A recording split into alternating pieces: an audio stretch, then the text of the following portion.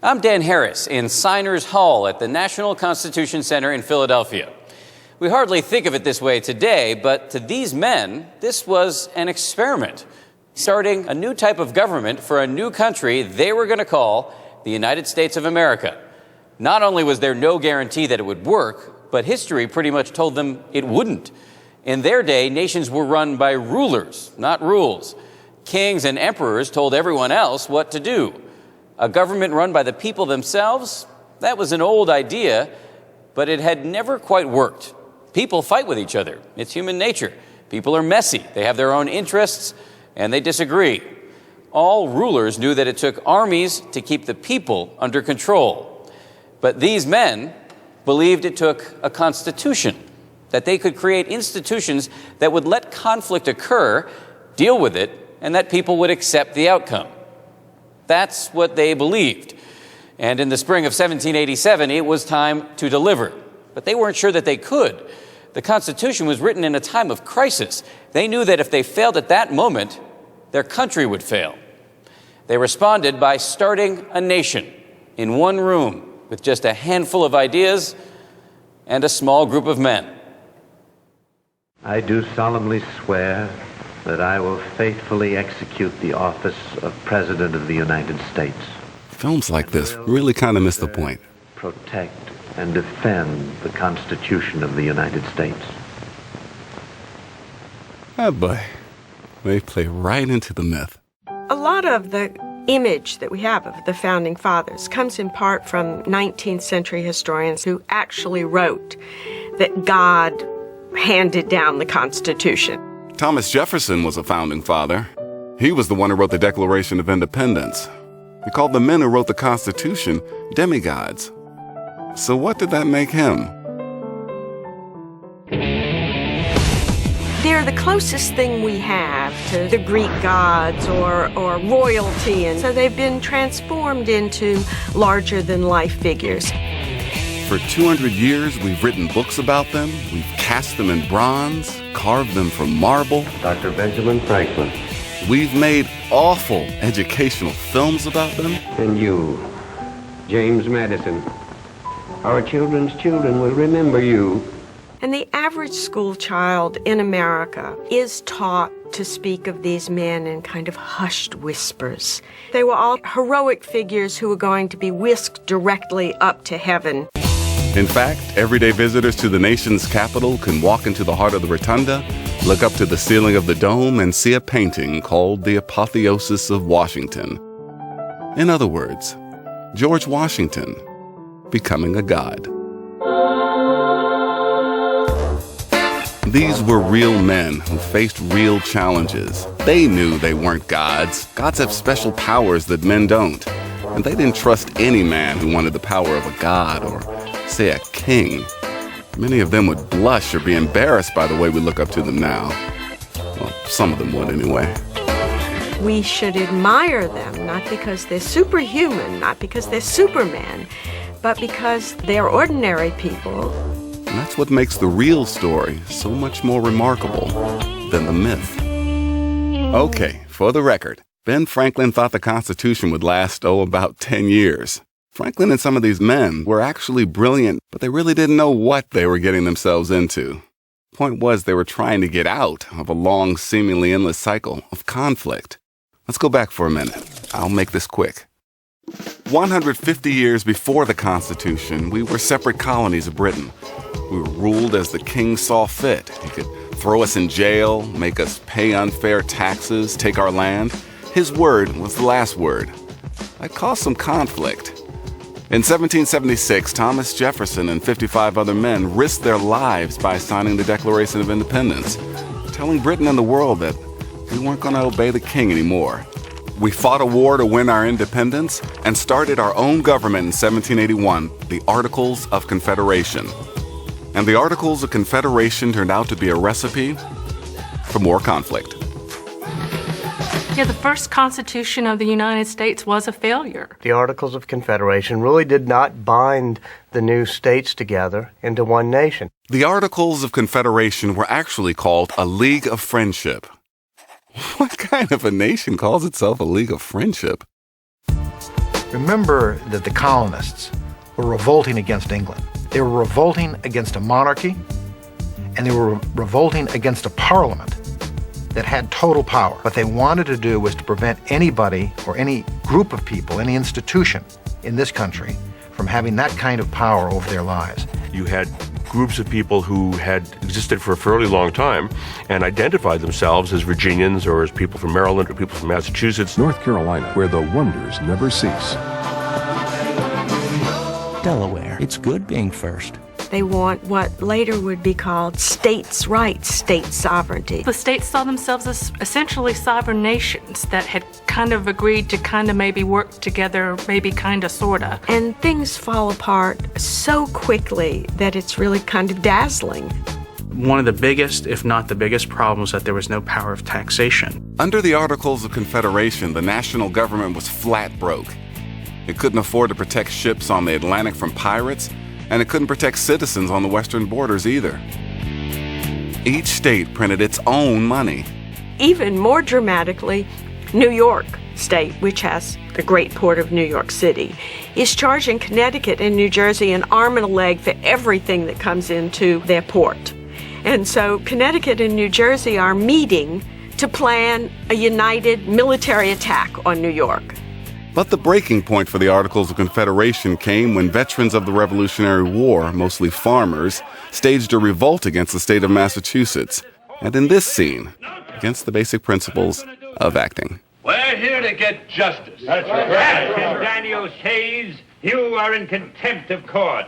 I will see you jailed for this. Oh, no. You're not going to judge me or any other man in this county. You want to join this court, or we'll clear you out. Now,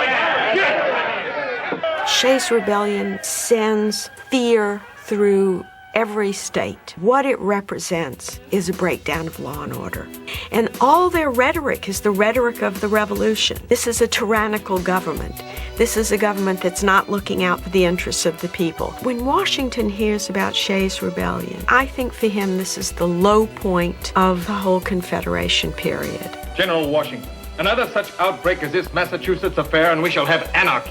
He said, it's a triumph for our enemies that we are incapable of governing ourselves. We can't even win the loyalty of our own citizens. Something has to be done. But what? Everyone knew this government needed to be fixed, but the big question was, how? A convention was called in Philadelphia to fix the Articles of Confederation. But just look around this room. These were the people who were coming to fix this mess?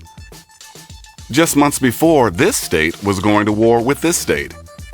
Delaware came in saying they'd leave before they gave up any power.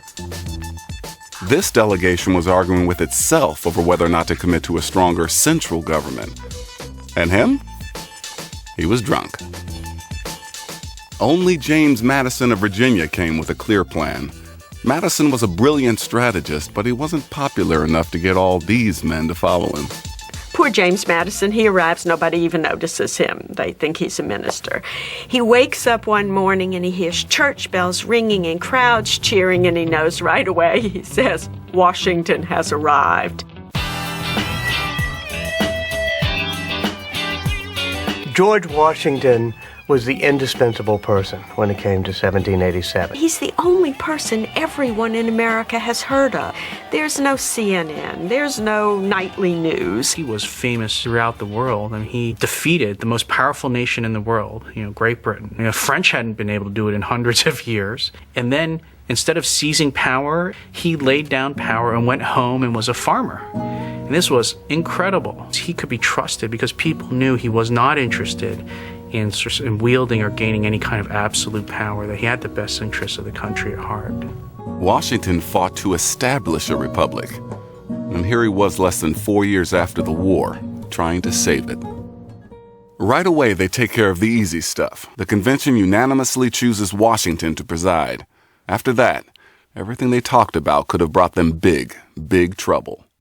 The interesting thing about the Constitution's drafting is that it wasn't authorized. Illegal is too strong a word, but what they were doing was not permitted under the Articles of Confederation itself. These people had no authority under the previous system of government to do what they were doing. Not supposed to be a constitutional convention. This is a tweaking convention. Wasn't supposed to come up with a new constitution. It was just supposed to amend it. The third day of the convention, Edmund Randolph gets up and he says, Virginia thinks we should throw out the Articles of Confederation and write a new constitution. So on the third day of a convention called to make recommendations to amend the Articles of Confederation, they overthrow the government. This was it, the moment of truth. These 55 men were either going to save the nation or they had just destroyed it. There was no turning back. They decided in order to accomplish this mission, they had to meet in secret. They really wanted to have an open and candid debate. They take a vow of secrecy. You're not supposed to say anything to anybody, and they all obey the rule. And they pay for it. Every day, they literally lock themselves in this room. You've seen the paintings. Long hair, wigs. The Northerners are wearing wool. Philadelphia is having a bad summer. I grew up in Philadelphia, and it was oppressively hot and humid. It pours every day, and there is an invasion of great big bottleneck flies. And so people can't even open their shutters. And they're in a cooped-up room with no air conditioning. The group buys Madison's idea, and it basically goes like this.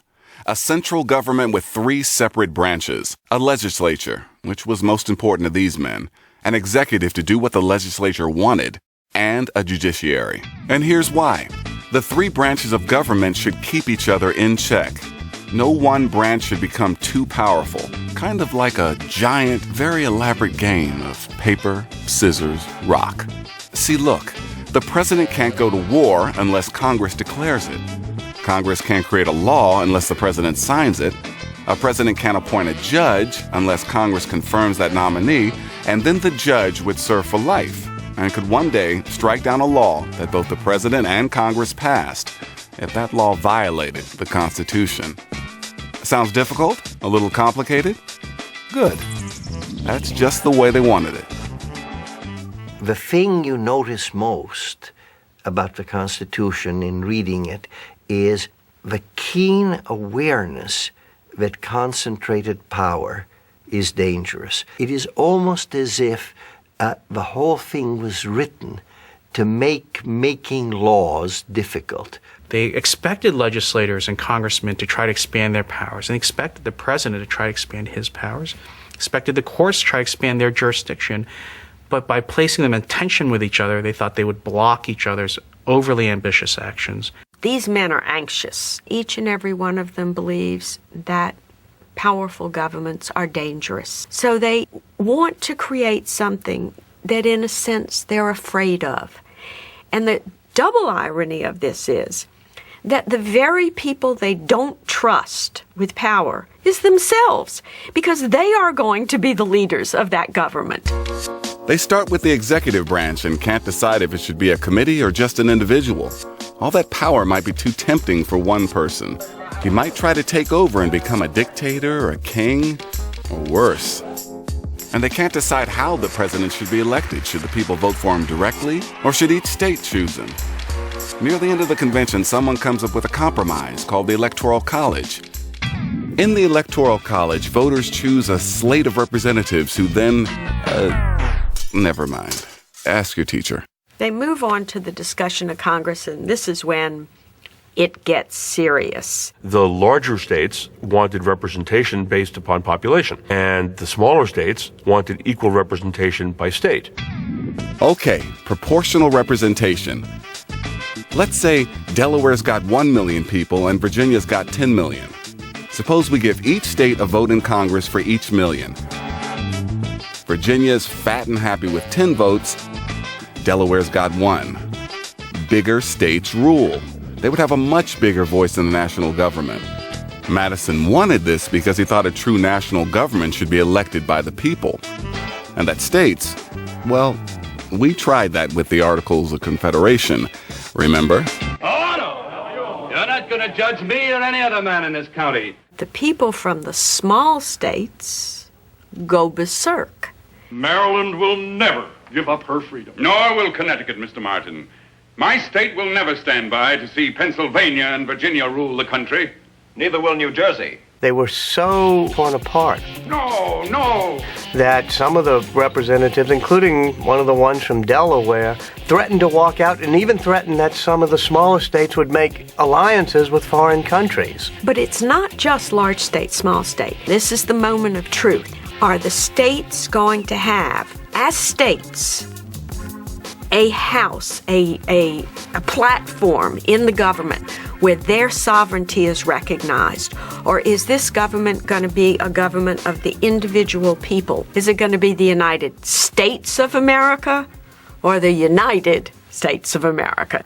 Even the men who believed in a strong national government knew they had to give in a little right now if this had any chance of working. One of the supporters of the nationalist camp comes up to James Madison and says, corners him, and says, if you don't compromise, the small states are going to walk out of this convention and you will have destroyed the chance for the country to survive.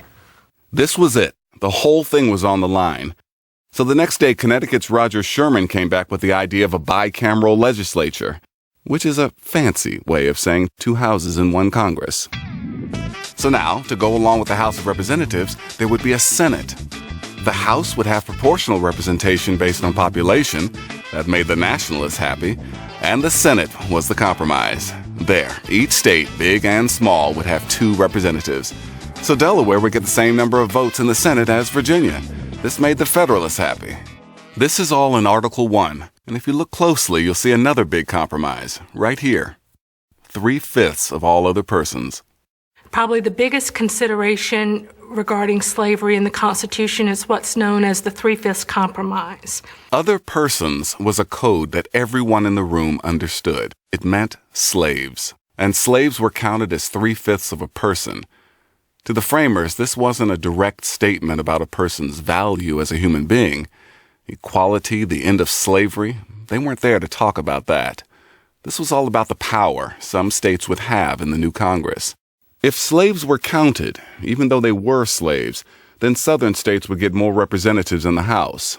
Northerners didn't want slaves to count as whole persons because then the Southern states would have more power. Half or more of the population in many of those Southern states were slaves. So it means the more slaves a state has, the more political power it has. So in Philadelphia, the founders decided that almost everyone in the population would be counted.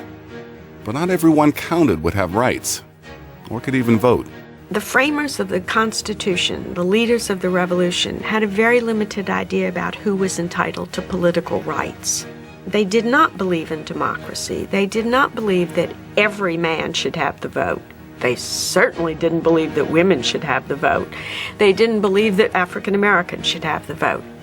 To have a vote in the 18th century, you had to have what they called a stake in society. That is, you had to have property, because it was their theory that you would make irresponsible decisions if you didn't have anything to lose.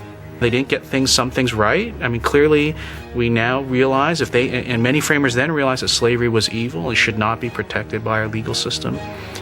At the same time, it showed that they had to make compromises to get the Constitution through. If the Constitution actually prohibited slavery in 1788 and 1789, it probably never would have been ratified by the Southern states, and we would not have had a Constitution at all. So you can also see sort of the practical aspect of people willing to make compromises, sometimes against the principles they believed in. They were making it up as they went along, and they were making compromises for purely political reasons to get an agreement. They didn't believe for a moment it was an ideal Constitution. It was simply the best one they could get in the circumstances.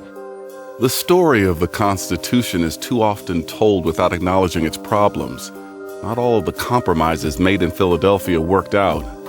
As brilliant as it was, the Constitution written in 1787 left slavery and state sovereignty unresolved.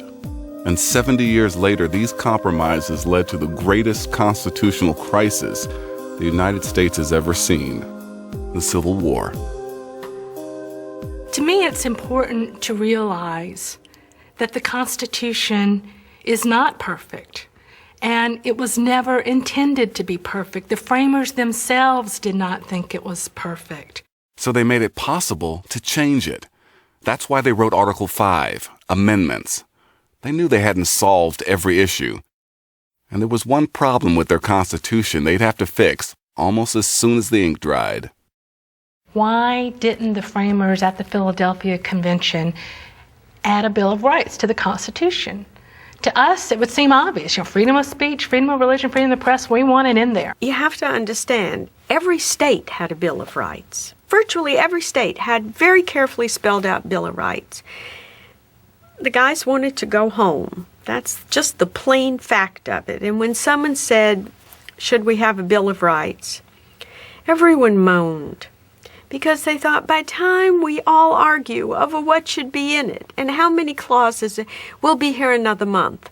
The Bill of Rights are the first 10 amendments, and they weren't part of the original Constitution. The first Congress wrote the Bill of Rights, and it was ratified 2 years later. Finally, it was time to go home.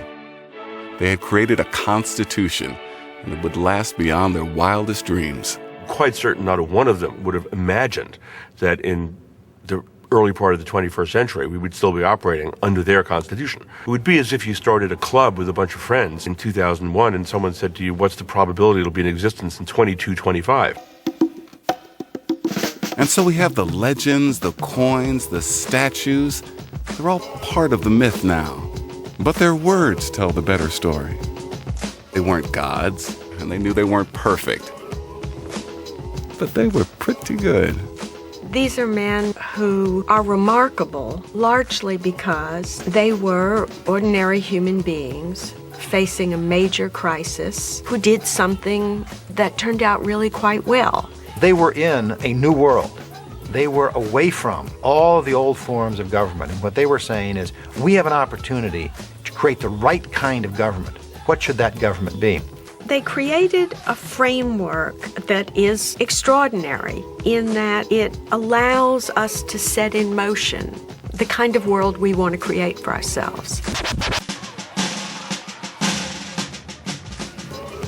Each year we have our parades and our fireworks on July 4th because our founding principles were first announced to the world with the Declaration of Independence. But it's the Constitution that allows us to live by those principles every day.